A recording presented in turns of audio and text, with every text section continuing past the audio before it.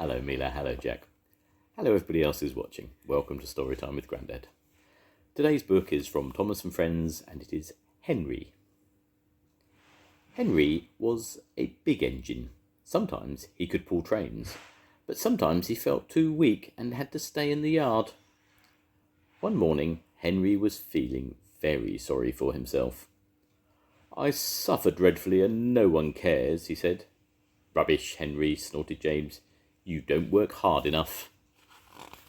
The Fat Controller spoke to Henry. "You're too expensive," Henry said. "You've had lots of new parts and a new coat of paint, but they've done you no good.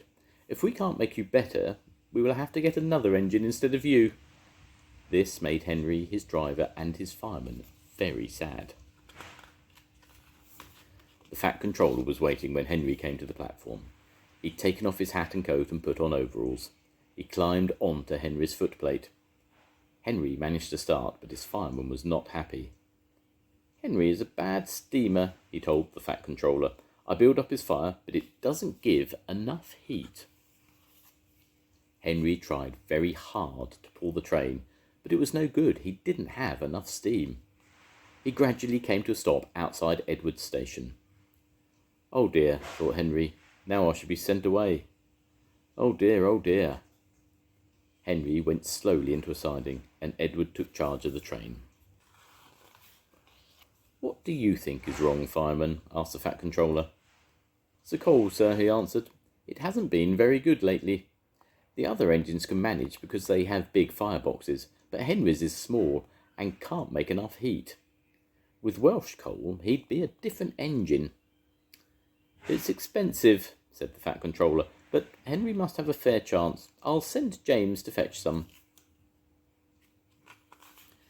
Henry's driver and fireman were very excited when the coal came.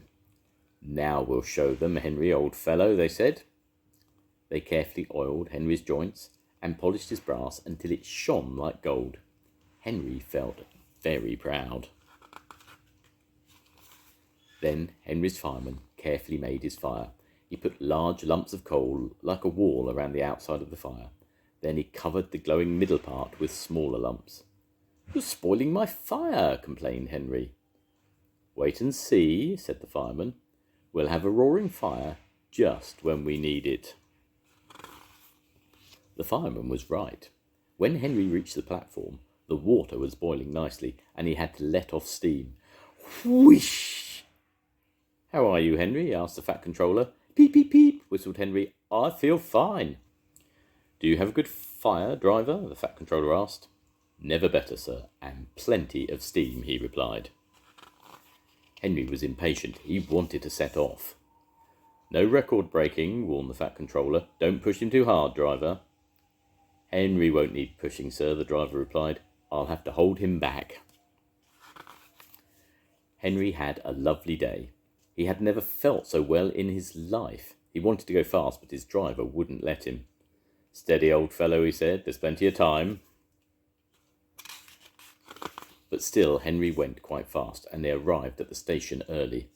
Thomas puffed in. "Where have you been, lazybones?" asked Henry. But before Thomas could answer, Henry was off again. "I can't wait for slow tank engines like you," he said. "Goodbye," and off he sped. "Gosh," said Thomas to Annie and Clarabel. "Have you ever seen anything like it?" Annie and Clarabel agreed that they never had. Henry was very happy with his new Welsh coal. He could work as hard as the other engines. Then one day Henry had a crash, and the Fat Controller sent him to be mended. Workmen gave Henry a brand new shape and a bigger firebox, so we wouldn't need special coal anymore. Now Henry is so splendid and strong, he sometimes pulls the express. "Peep, peep, pip, pip, pip, peep," whistles Henry happily. The end. Goodbye, Mila. Goodbye, Jack. I'll see you soon. Goodbye, everyone. Bye.